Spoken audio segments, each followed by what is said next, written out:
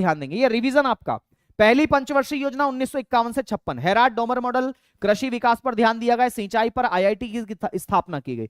दूसरी पंचवर्षीय योजना 1956 से 61, PC Mahalanobis model, Nehru Mahalanobis model, भारी उद्योगों को बढ़ावा दिया गया, इस्पात संयंत्रों की स्थापना की गई।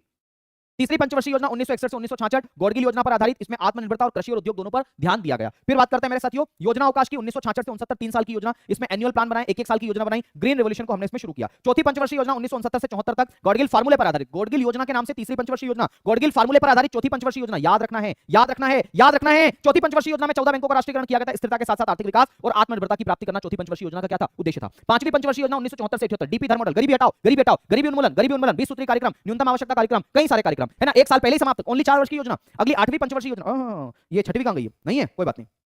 8वीं पंचवर्षीय योजना 1992 से 97 तक, इसमें एलपीजी सुधारों की शुरुआत की गई थी, उदारीकरण पर ध्यान दिया गया था, मानव संसाधन विकास पर ध्यान दिया गया था। 9वीं पंचवर्षीय योजना नहीं, 12वीं पंचवर्षीय योजना 12 से 17 मेरे साथियों, ये अंतिम योजना थी, इसमें तीव्र अधिक समावेशी और सतत विकास पर ध्यान दिया गया। बोलो रिवीजन हो गया, रिवीजन हो गया कि नहीं हो गया, बात समझ में आ गई, बहुत महत्वपूर्ण बात है, बहुत महत्वपूर्ण बात, छोड़ना ही नहीं है, छोड़ना ही नहीं है। ये पंचवर्षीय योजना के बारे में मैंने बात कर ली, ठीक है। चलो भाई अब हम बात करते हैं योजना आयोग से नीति आयोग की स्थापना की।